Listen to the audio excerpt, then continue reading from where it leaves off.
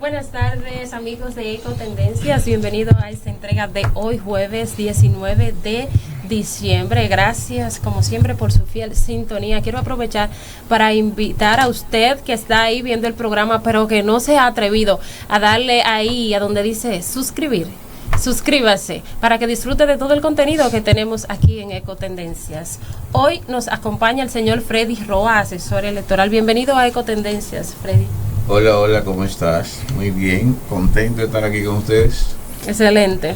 Freddy, vamos a iniciar inmediatamente. Usted dice que el 10º Congreso del PLD probablemente podría ser el principio del fin de esta organización. ¿Por qué usted dice esa aseveración? Ese comentario lo hice en ocasión de la reelección del licenciado Danilo Medina como presidente de ese partido. Una humilde opinión personal, yo entendía que para que el PLD tuviera la facilidad de renovarse y de brindar al país una cara nueva, no debió repetir con Danilo Medina, que se le debió tomar la palabra a Danilo Medina, y que, por ejemplo, una figura como Juan Ariel Jiménez fuera el presidente del Partido de la Liberación Dominicana. Esa es una opinión muy particular, pues los que son dirigentes de ese partido tendrán sus razones, pero mi opinión desde fuera es que Juan Ariel hubiese sido mucho mejor presidente para el PLD en este momento difícil por el que está atravesando que Danilo Medina, porque Danilo Medina va a continuar siendo Danilo Medina. Por consiguiente, los errores del pasado pueden reeditarse en el futuro.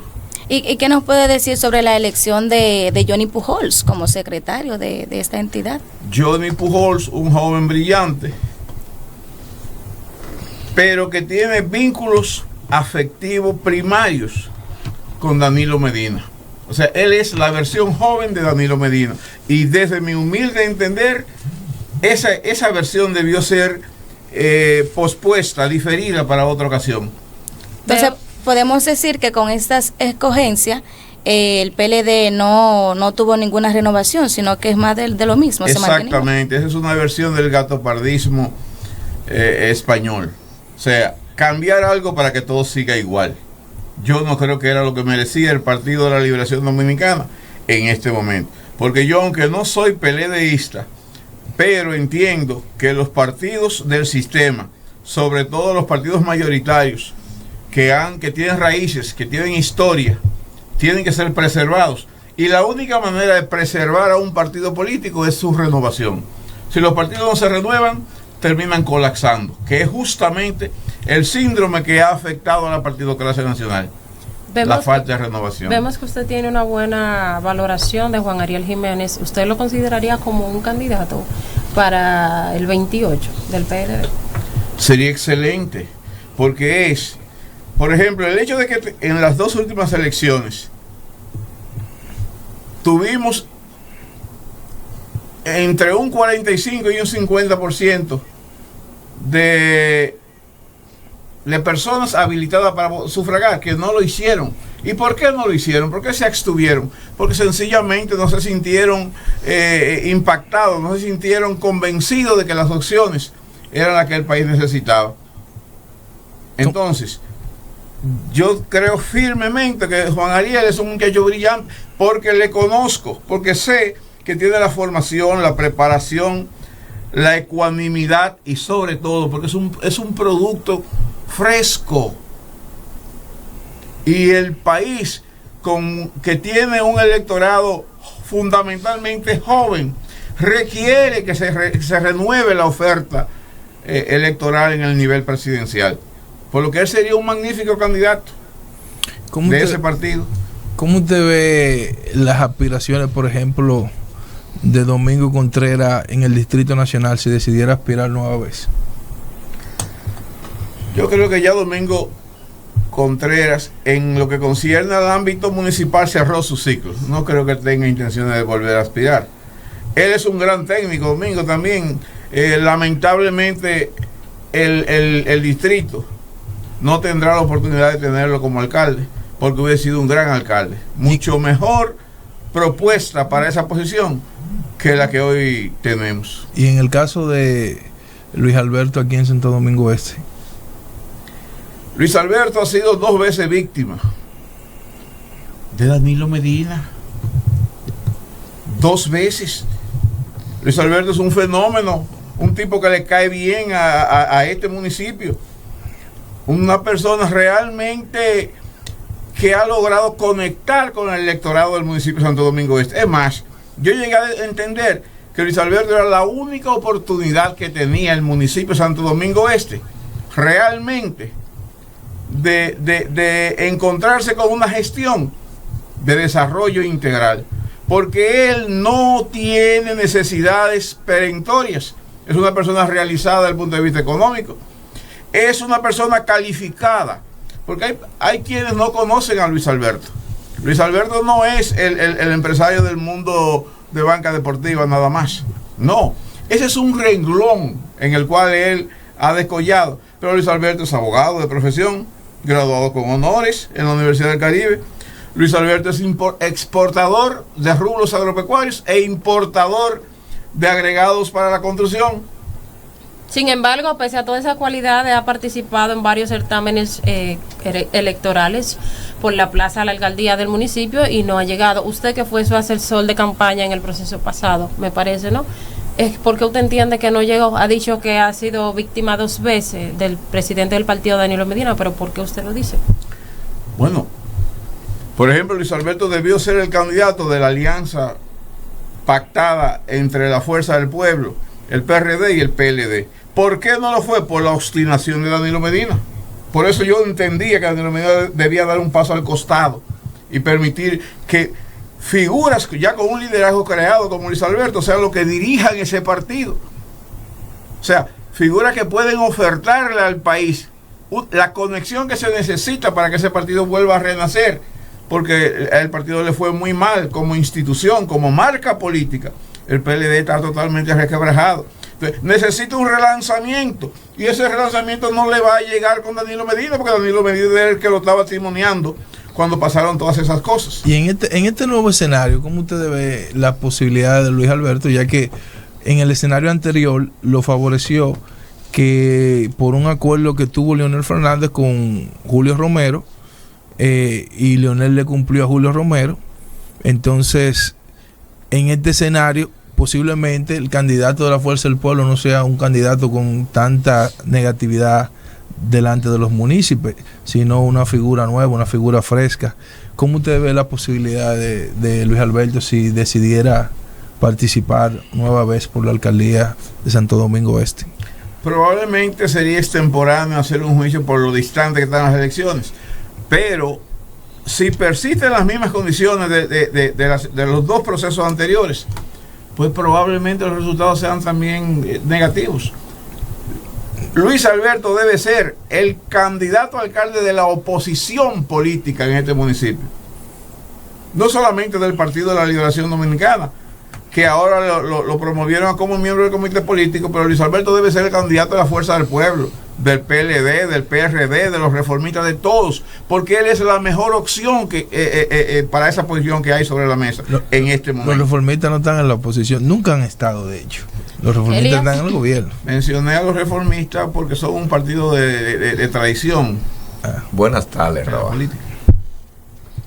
El Tribunal Constitucional se ha pronunciado, ha evacuado una sentencia donde le pone fin a aquellas personas que quieren participar a cualquier candidatura, aún no perteneciendo a ningún partido. ¿Le parece esto a usted que el sistema político, o sea, del sistema de partidos en la República Dominicana, está en peligro? Porque a quién se pretende entregar los partidos, porque cualquier persona que no pertenezca a un partido, sea narcotraficante, sea de cualquier índole, cualquier raza, podrá participar. Y la otra pregunta es, ¿qué le parece los 596 millones de pesos en 8 meses que ha consumido o ha dilapidado la alcaldía del municipio de Santo Domingo Este en la cabeza de Diostacio, o en la dirección de Diostacio? 2 preguntas. Contestando la segunda. ¿Le gustó esa más? Para mí, Dio Astacio fue un error. Y todavía no lo estamos mirando. Dio Astacio no es la figura que muchas personas entendieron que era. Es una persona que no tiene el perfil para desarrollar una gestión efectiva en este municipio. Más bien, él es una persona con buena imagen pública y ese tipo de cosas. Pero Dio Astacio no era el alcalde que necesitaba este municipio en este momento. De todas maneras, su gestión es todavía nueva. Esperemos a ver cómo se desarrolla. Hasta este momento no ha hecho nada espectacular, porque su única obra en este momento, resaltable, sería la colocación de los famosos furgones, vagones convertidos en furgones. Pedazos de furgones, o vagones convertidos en recipientes para la basura. Y eso era una solución temporal, transitoria, que estuvo bien en principio, porque él lograba un efecto. ¿Cuál? Sacar los residuos sólidos de las calles, avenidas y de las aceras y meterla en un lugar donde estos residuos sólidos por lo menos estarían localizadas y ubicadas, no esparcidas. Y eso aparentemente era una solución, pero una solución transitoria, porque incluso los mismos furgones no fueron habilitados realmente para esos fines, lo que demuestra que fue una improvisación. Porque en New York, por ejemplo, existen unos furgones parecidos, pero esos furgones están habilitados para el camión, están conectados, tienen un sistema de conexión que va un tractorcito, se lo lleva a un centro de asepsia, lo somete a un proceso de limpieza y vuelve y lo coloca, y todo eso pasa en la noche que la gente ni cuenta se da. Y además tienen un compartimento para que cuando se produzcan los lisiviados y los percolados caigan ahí, porque si no, usted lo contamina el suelo donde están colocados esos recipientes, y en el fondo termina dañando el medio ambiente. Y en países como el nuestro, sobre todo en este municipio, donde no existe la cantidad suficiente de camiones recolectores de residuos sólidos y compactadores, ¿cuál va a terminar siendo el resultado que ya lo está haciendo en algunos sitios? Bueno, que ante la incapacidad de que esos residuos sólidos sean transportados a su disposición final en el vertedero en el tiempo reglamentario, resulta que se llena el recipiente. Al llenarse, porque ya ha transcurrido un tiempo mayor al que toleran los residuos sólidos orgánicos, que empiezan a descomponerse a las 48 horas, entonces empiezan a producirse allí vectores transmisores de enfermedades.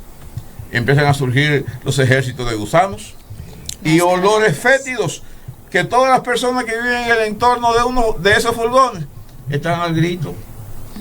¿Por qué? Porque no existe una planificación que le permita a ellos realmente dar el servicio con la frecuencia que lo demandan las circunstancias. Como se lo ha dicho siempre, de los 596 millones, Roa, ¿qué usted opina que hasta esta fecha el síndico ha tocado, ha manejado en 8 meses que tiene?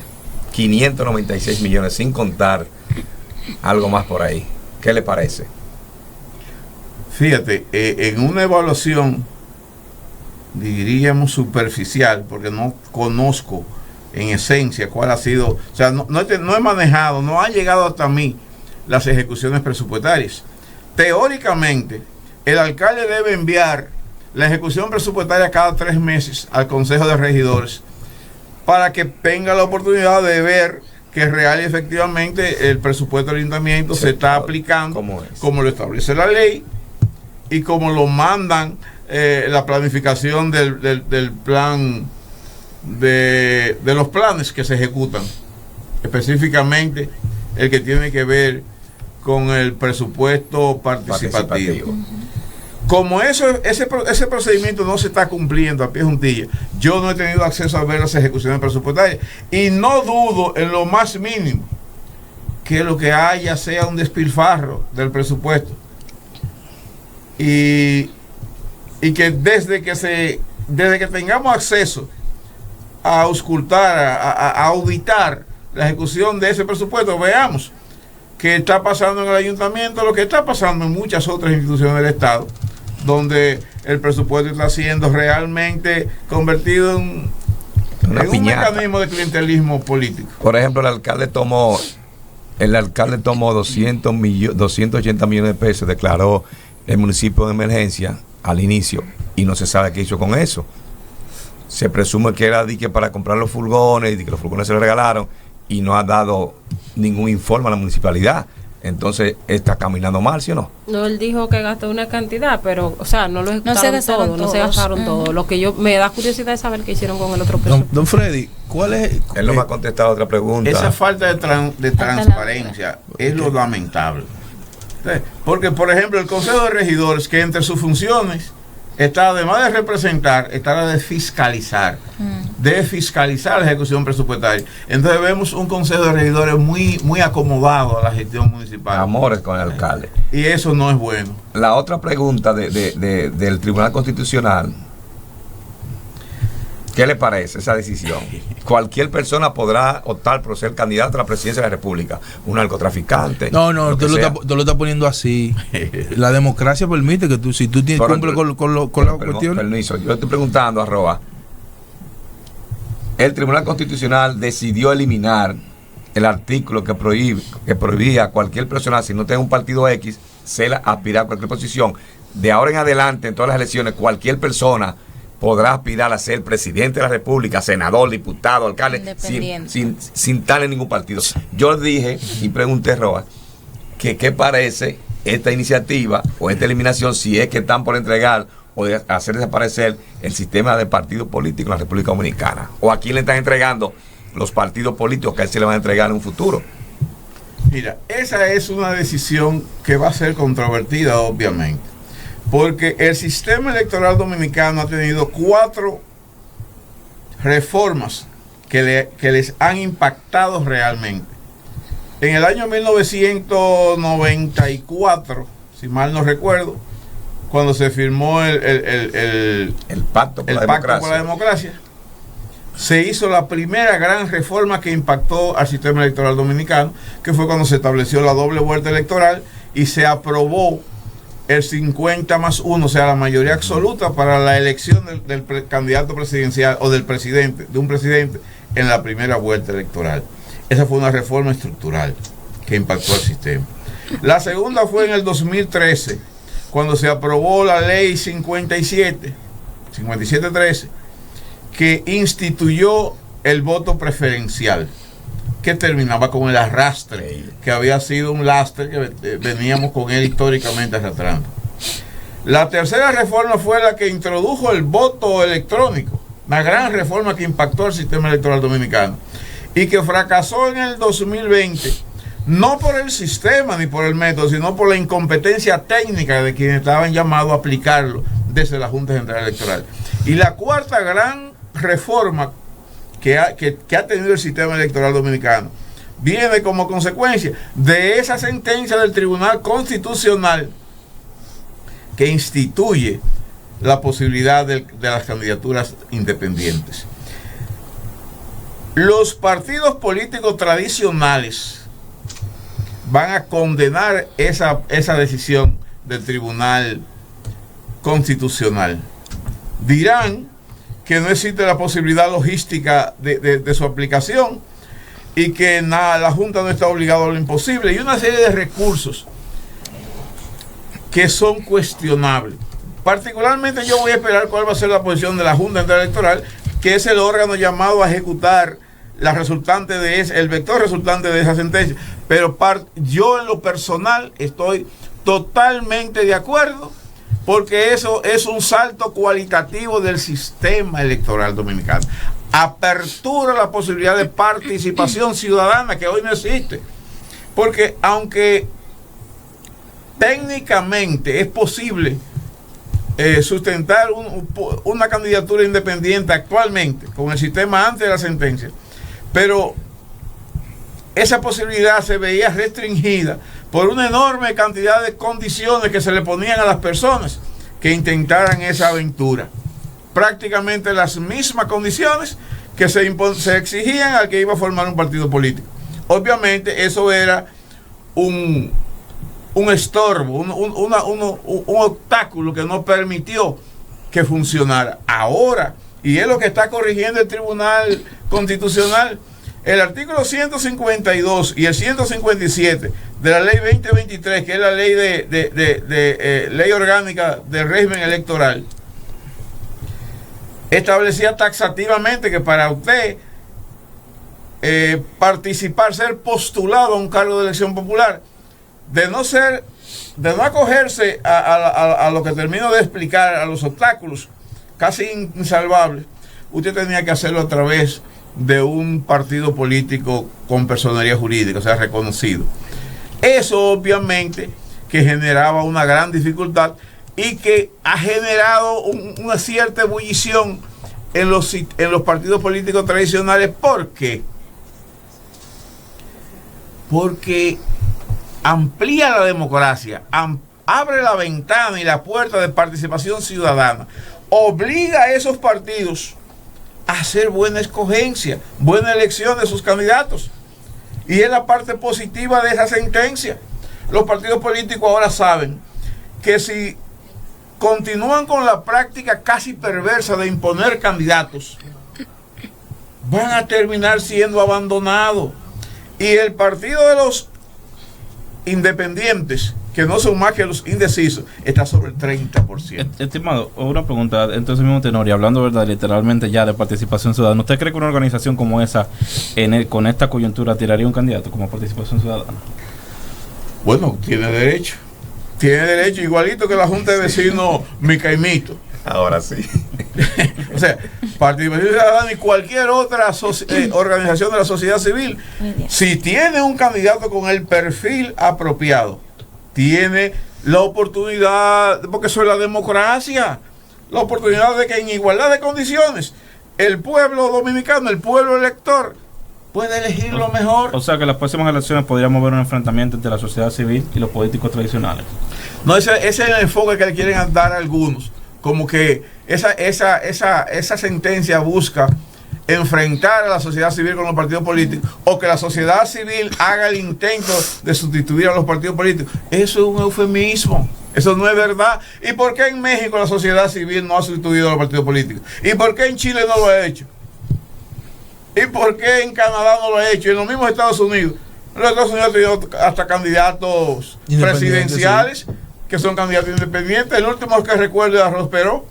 Ahora, eso de alguna manera, ese aporte a la democracia va a proyectar a esos independientes, porque tú te imaginas esta sentencia cuando salió Ramfis Trujillo, con el bagaje, con el dinamismo que salió esa candidatura, o la misma candidatura de Roque, del Cobrador. El Roque tuvo el desgaste precisamente porque le sacaron la alfombra, le quitaron el partido y al final tuvo que negociar con Ramfis. Pero si hubiera sido un candidato independiente, saca muchísimos votos. Maestro, quería preguntarle, ¿cómo usted ve el escenario político referente al partido de gobierno? ¿Quién usted cree que tenga las mayores posibilidades de ser el candidato presidencial del PRM? Antes de darte esa respuesta, el cuco de que el narcotráfico a través de las candidaturas independientes pudiera enseñorearse en los próximos procesos electorales, eso es otro eufemismo, eso es otra ficción, porque el narcotráfico no solamente tiene abierta la puerta, no tiene abierta el portón de entrada al edificio ahora mismo, y no tenemos una candidatura independiente. O sea que esos son sofismas. En cuanto a tu pregunta ahora de los presidenciables del PRM, bueno, ahí hay jóvenes que deben tener la oportunidad de que democráticamente el pueblo lo valore, porque tienen cierta experiencia política, tienen cierto bagaje político. Y señores, es que no podemos tener una democracia sin demócratas, es que le tenemos temor a la democracia. Por eso los partidos han colapsado, porque no permiten la democracia interna. Siempre queremos imponer. Yo le hablaba a ustedes, Juan Ariel, ¿Tú te imaginas que un tipo como ese, con las condiciones que tiene, limpiecito, sin cola que le pisen, con buena imagen, el único tipo con doctorado en economía aplicada y profesor titular de la Universidad de Harvard de República Dominicana, y ese es un candidato cualquiera? Y no te sorprende tú si ponen como candidato a un chopo porque es amigo del presidente. Eso no puede pasar en un país desarrollado. No, pero no somos un país desarrollado. Él no tiene opción si no es con un sistema de candidatura independiente, por ejemplo. Y esos partidos ya que debieron haber cerrado su ciclo biológico, como algunos que tenemos. Tú ves, por ejemplo, que ellos piensan, bueno, en el PRM hay 5 candidatos, 5 precandidatos, van a escoger uno, a lo mejor van a imponer el que tenga mejores vínculos con el presidente Luis Abinader. Van a quedar ahí 5 candidatos con potencial, pero que van a quedar relegados. Pues yo le voy a ofrecer mi franquicia para que se vayan por ahí. Y porque tanto partidos como el PRD, el partido y otros partidos piensan así. Pero no crean ustedes que es que ellos quieren que la sociedad tenga la oportunidad de contar con jóvenes valiosos de esos que no pudieron ser candidatos. No. Quieren a David Collado, pero David Collado tiene que venir con un macuto de 100 millones. Freddy, hoy un comentarista estaba diciendo que si las cosas continúan como van, los precandidatos que estarían enfrentándose serían en el PRM, Wellington Arnaud y David Collado. ¿Usted cree que sea así? Wellington es un candidato que según me han dicho, tiene muy buena participación en la estructura orgánica del PRM. A mí no me parece que sea el que tenga mayor impacto hacia afuera del PRM. El que tiene mayor impacto hacia afuera del PRM obviamente es David Collado. Sí, pero maestro, por ejemplo, no se puede dudar, porque ellos tendrán que hacer un proceso democrático para escoger de entre ellos al que vaya a ser, y podría ser que en un proceso de primarias internas una persona como Wellington pueda ganar el proceso. ¿Por qué no? Si las internas son abiertas, pues entonces ahí vota todo el mundo. Ahora, si son cerradas, el que tenga mayor estructura, y vimos el caso de Margarita Cedeño de Fernández, que fue a un proceso y obviamente ella era la de mayor aceptación y sin embargo quedó en un tercer lejano lugar. Así es. Y son los errores que luego los partidos políticos pagan, porque Margarita debió ser la candidata presidencial del PLD en el proceso pasado, no Abel Martínez, que era un político con un liderazgo regional. Abel no lo conocía nadie aquí en Santo Domingo siquiera. Abel fue un buen alcalde, un líder en una región del país. Margarita no. Margarita, por las posiciones que ocupó y porque le cae bien a la gente, señores, porque miren, la política es una cosa seria. Ustedes se dan cuenta que los grandes intelectuales, las figuras célebres de la ciencia, no llegan a ser presidentes ninguno. Usted dice que le cae bien a la gente, sin embargo, precisamente en ese proceso en el que ella se postuló dentro de su partido, ¿no? Porque luego fueron a las internas, por una aptitud, diría yo, que ella adoptó, ella recibió un poco de rechazo por parte de la población, porque la veían como una persona altanera, una característica que no observaron en ella anteriormente, ni siquiera siendo primera dama o vicepresidenta. Mira, Margarita también es víctima de Danilo Medina. También. Porque no es víctima de Danilo Medina en el PLD. No, Danilo Medina estuvo apoyando a Margarita hasta un momento, cuando por cualquier razón que yo no conozco decidió retirarle su apoyo y se inclinó por cualquier razón que tampoco conozco por Abel Martínez. Bien. Y Margarita, es verdad que perdió un poquito de impulso, porque hubo un momento en que Margarita estaba compitiendo en términos de simpatía popular con todos los candidatos, hasta con Leonel. Pues sí. Pero ahí de Omar Fernández en la Fuerza del Pueblo, ¿qué usted opina? ¿Usted cree que él podría ser un buen candidato de ese partido de cara a los comicios de 2028? Desde mi punto de vista sería un error. Sí. Él tiene todas las herramientas, pero él es un jugador que debe explotar la AAA antes de jugar en Grandes Ligas regular. ¿Usted entiende que es muy novato? Obviamente que sí. Mira, para aspirar a la presidencia de la República se requiere una serie de cosas que no son solamente la simpatía. Tú puedes tener la simpatía, por ejemplo, de como la tiene él en el Distrito Nacional, y tiene la simpatía emocional con la juventud sobre todo. ¿Y tú crees que esas condiciones son suficientes? No, el candidato de la Fuerza del Pueblo para competir por la presidencia de la República es Leonel Fernández. Y el primero que lo sabe es ese muchacho. Es el que yo no puedo permitir que lo sancochen, que lo salcochen. Fernández tiene, Leonel me refiero, tiene las condiciones para llegar a la presidencia en el 2028. Pero ya llegó 3 veces. Ya él conoce de camino. Pero un escenario es diferente. Oye, Leonel en este momento en la Fuerza del Pueblo no tiene ninguna competencia, y mucho menos de su hijo. No tiene, él va a ser el candidato, y de que si puede volver después de haber sido 3 veces presidente. Pero lógico que sí. Pero la imagen de Leonel está intacta hasta donde yo en este momento. La imagen de Leonel está menos desgastada que la de Lula da Silva, que la de Alan García, que la de Balaguer en el 86. Está menos desgastada que todas esas imágenes, y todos esos retornaron al poder después de haber gobernado 2, 3, 4. Entonces, Roa, podemos entonces decir que la Fuerza del Pueblo y Leonel Antonio Fernández es el partido que tiene que crecer para el 28, porque quedó en un buen segundo lugar. ¿Qué tiene? Es el partido que tiene a crecer. Porque quedó y a crecer también, porque quedó en segundo lugar. Negar eso sería no ser político, o no tener 2 dedos de frente, o no tener, o ustedes no tener 2 dedos de frente. Ustedes, ¿oyeron? Ustedes. Eso no se puede negar. ¿Por qué? Porque ese es un partido que tiene el camino despejado. Sí, pero son la misma segmentación de votos. Pero tiene ese es un partido con el camino despejado. Por ejemplo, el PLD es muy difícil que pueda reciclarse en 4 años.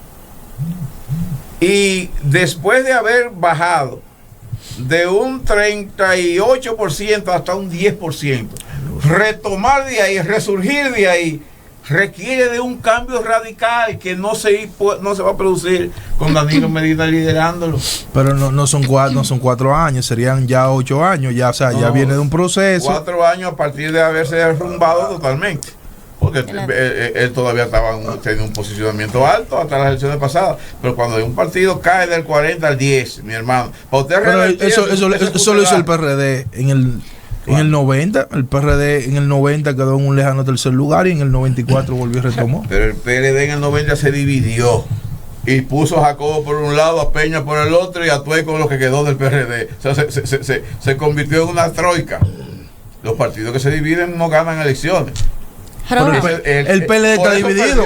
Pero hay 2 partidos, hay 2 PLD ahora mismo. Una Fuerza del Pueblo y un PLD. Pero hay uno que tiene menos impulso en este momento que el otro, porque está más paliado. Pero y este proceso de reconstrucción que ellos vienen haciendo, lanzando candidaturas, por ejemplo, está Juan Ariel, está Francisco Javier, está Domínguez Brito, o sea, siguen habiendo figuras fundamentales que tendremos PLD por mucho tiempo. Yo no estoy diciendo que no lo vayamos a tener. Lo que yo creo es que se cometió el error de no renovarlo de verdad, porque los partidos políticos en República Dominicana se renuevan, pero es de portalista. Te cambian 3 muchachitos abajo y te dejan los jorocones arriba. Por consiguiente, la percepción que se tiene no es de renovación, sino de continuidad. Roa, ¿qué cree usted que le ha pasado o le está pasando a la presente gestión, que la gente percibe como que es un gobierno viejo? ¿Y qué usted le puede recomendar? El presidente Luis Abinader, que siempre va, al igual que el PRM, a alegar que le tocó la mala suerte de gobernar en momentos difíciles por la pandemia, por la guerra Ucrania-Rusia, por el incremento de los comodines en el mercado internacional, por los conflictos con el petróleo y todos esos elementos agregados económicos que de alguna manera impactan al país. Pero ya transcurrieron 4 años. Ya él no tiene excusa. Mira, si Luis Abinader ahora, señores, a principios del 25, en enero, y a más tardar en febrero, no produce una renovación total del gabinete ministerial y continúa el gobierno en el derrotero que lleva hoy, al final del 25 su valoración va a estar soterrada. O sea, para el 25 el presidente Luis Abinader tiene que remenar la mata. Tiene que relanzar, tiene que renovar totalmente su gobierno, de forma tal que la gente olvide la cantidad de funcionarios mediocres que tiene ahora mismo. Ese gobierno no termina una sola obra. ¿Cuáles son los medios? Exactamente. ¿Cuáles? Sí, diga algunos nombres. Mira, tú tienes ahí, por ejemplo, un ministro de Obras Públicas que ya va a tener 4 años y medio y no tiene una sola obra de importancia que exhibir. Ni un contén ha inaugurado eso. Y si cuando tú ves el presupuesto que se ha ejecutado, te va a caer de espalda. Eso es mediocridad, porque la gestión se mide por resultados. Ese es uno. El de salud pública, igual. Los hospitales hoy son almacenes, están en peores condiciones como lo dejó Danilo. Entonces, en educación, pero da pena. El chino que está en educación, solamente el presidente Luis Abinader lo tolera. Entonces, la posibilidad de que el presidente de la República sea presidente del PRM es por la picada en la cual va su liderazgo entre su partido, que están proponiendo que él sea el presidente de ese partido. Yo me imagino que con eso buscan convertirlo en árbitro, porque en ese partido es esa misma proliferación de candidatos presidenciales augura un división, futuro terrible adelante. Una confrontación. Por ahí vienen unos pellizcos fuertes que pueden terminar hasta dividiéndolo. Entonces, para tratar de que la única persona que tiene liderazgo, que es el presidente Abinader, logre de alguna manera torear esas fuerzas internas y evitar el sismo, la división, lo están promoviendo a él, porque de no ser él será otro. Y ahí ya en ese partido todo el mundo tiene algún nivel de simpatía con alguno de esos precandidatos. Entonces, yo creo que él quiere ser eso, el árbitro de un proceso complicado que va a tener, porque si ellos no logran enderezar el camino que lleva el gobierno, van a perder las elecciones en el 21, seguro que sí, sin posibilidad de ganar. Así van ellos a llegar al 28 si continúan con un gobierno errático porque el gobierno que ha llevado Luis Abinader, por las razones que sea, ha sido un gobierno de muy pocos logros, de muy pocos éxitos. Roa, es imposible no tomar un avión y trasladarnos a lo internacional.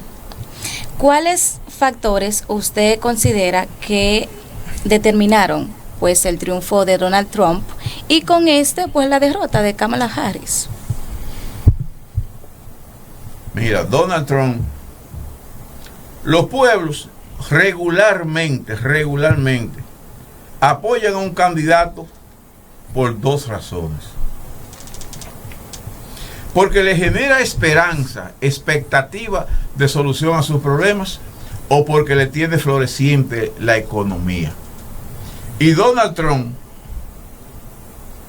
durante su mandato, independientemente de lo desaguisado que hubo, fortaleció la economía norteamericana, porque su modelo, que es un modelo que él tiene, es un modelo orientado hacia adentro, nacionalista, proteccionista. Él va a preservar, él va a motivar que todas las empresas que por cualquier razón hayan salido de los Estados Unidos regresen. Eso va a implicar la producción de cientos de miles de nuevos empleos. ¿Para quién? Para los americanos. Donald Trump, con todo y ser supuestamente el más conservador por ser republicano, no es el internacionalista que anda mandando ejército para toda parte. Él no cree en eso. Él cree que hay que fortalecer a los Estados Unidos de Norteamérica, y por eso logra que la economía resplandezca, y el pueblo votó por eso, porque en los Estados Unidos ahora mismo hay un nivel de inflación que ustedes no se lo imaginan. Son muy nacionalistas. Entonces, ellos necesitan que llegue un gobierno que le dé firmeza, que le dé seguridad, que se enfoque en resolver los problemas de los norteamericanos, que lo tienen también. Claro. Ese es Trump. Roa, ya para concluir, dos preguntas en una. La Fuerza del Pueblo emitió una declaraciones luego del decomiso de 9.8 toneladas de cocaína en Puerto Caucedo. Y esto ha creado un avispero en el país, porque con esto han abierto una caja de Pandora. Han llovido acusaciones contra el secretario de ese partido, exdirector de la Dirección Nacional de Control de Drogas, Rolando Rosado Mateo. ¿Cómo queda la Fuerza del Pueblo con esta pronunciación? ¿Usted cree que fue una mala estrategia? Eso por un lado. Y por otro, el gobierno anunció hoy que no cumplirá lo pactado en el acuerdo de ERE-CAFTA, que estaría pues va a entrar en vigencia a partir del 1 de enero, sino que mantendrán impuesto al arroz que ingrese de los países implicados en este acuerdo, entre ellos Estados Unidos. Bueno, en el decreto establece que 23.000 toneladas solo de Estados Unidos van a entrar al país libre de impuestos, justificando que con esta medida protegerá a los productores nacionales del cereal. Aunque que no concluí, la pregunta sería, ¿podría esta medida del gobierno dominicano implicar en sanciones internacionales para el país? eso te iba a decir, aunque esa decisión pueda tener algún tipo de impacto y algún tipo de retaliación de la comunidad internacional, particularmente yo estoy de acuerdo con el decreto del presidente poniendo los aranceles al arroz, porque no se puede quebrar al aparato productivo nacional. En eso yo soy balaguerista. ¿Y las sanciones cuáles podrían ser? Habría que ver cuáles son las sanciones que establece el acuerdo que se firmó del libre comercio. En caso de que uno de los firmantes viole cualquiera de sus procesos Y sobre la rueda de prensa de la Fuerza del Pueblo y este lío con el decomiso de la nueva... A mí, de la rueda de prensa de la Fuerza del Pueblo, lo único que no me gustó fue el mensajero. El mensajero no era el más apropiado porque es una persona que cuando desempeñó la posición de director de la DNCD tuvo cierto cuestionamiento. Por eso no era, desde mi punto de vista, el mejor mensajero. A lo mejor por esa razón no lo cogieron de mensajero, porque él manejaba bien, conoce bien la intríngulis de esa institución, que no es una papita. Y en cuanto al cargamento, es lamentable que esa cosa pase, porque la impresión que se tiene es de que al presidente no le han estado diciendo la verdad. Pero afecta esto a la Fuerza del Pueblo, porque ahora han salido a reducir muchísimas acusaciones contra el exdirector de la DNCD, que es miembro de ese partido. Y las declaraciones fue bajo la sombrilla de la organización. Eso solamente afecta a la imagen del presidente. La Fuerza del Pueblo como partido opositor, lo único que ha conseguido con eso es polarizar, mantenerse en la opinión pública como un partido que está asumiendo su rol de opositor, poniendo sobre el tapete las cosas que entiende perjudican al partido oficialista. Roa, y el presidente, perdón, Aridy, el presidente de Guatemala, que le ha tirado prácticamente la culpa a República Dominicana con referente a ese asunto de las 9 toneladas de cocaína, ¿debió el presidente de la República Dominicana pronunciarse al respecto o no? Desde mi punto de vista, sí. Debió recibir, debió aclarar, explicar, porque por eso digo que yo creo que al presidente lo han estado engañando. Porque la declaración que se dio, dando como un acontecimiento espectacular, el decomiso de 9.5 toneladas, señores, que eso no es poca cosa. El golpe más Una tonelada son 1.000 kilos. Estamos hablando de casi 10.000 kilos. Y un kilo son 2.2 libras. Estamos hablando de 24.000 libras del polvo blanco eso. Señor, eso es una cosa seria. Entonces coincidimos en que el presidente Luis Abinader debió hablarle, debió explicar con lujo de detalle, debió decir nos equivocamos. Porque el problema es que aquí, yo veo que en los Estados Unidos, por ejemplo, el presidente comete errores y los reconoce, se equivoca reconocer con humildad los errores y el pueblo lo perdona. Aquí no, aquí los presidentes son infalibles. Si lo pusieron a decir algo incorrecto como es, que ese material fue incautado aquí y que vino desde Guatemala. El presidente Arévalo de Guatemala dice, no, ese material no es mío, ese material es tuyo. Entonces, lo primero es que ya yo hubiera, si yo fuera el presidente, ¿Y por qué usted lo todo el que me puse... ¿Por qué usted lo asume como un santo? también puede hacerse, me estoy haciendo el pendejo y yo tengo las informaciones, también Sí, puede ser. pero vamos a dar el beneficio de Hubiese la duda. salido, quizá el presidente hablar, hubiese salido. Si él hubiese admitido que recibió una información equivocada o que se equivocó el gobierno, se precipitó, diría yo, dando una declaración que debió primero evaluarla e investigarla bien, ya el pueblo lo hubiese perdonado. Pero ¿qué pasa? Cuando usted lleva a su ministerio público a dar en una rueda de prensa una información de esa magnitud y un Estado, porque no es Arévalo, es el Estado.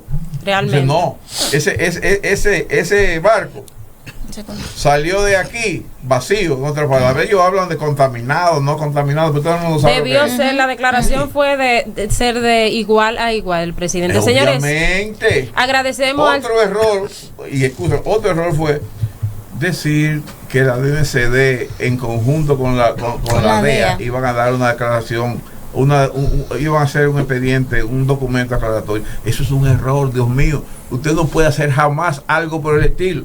La rapidez y la presión social. De Bengochea se fue de ahí. Ese no debe estar aquí en el país. No, ya no está. Agradecemos a Freddy Roa por habernos acompañado el día de hoy, decir que es un asesor político dominicano. Freddy, muchísimas gracias por acompañarnos el día de hoy. Gracias a ustedes por darme el privilegio de compartir esta hora con ustedes. Señores, volvemos en breve con más contenido.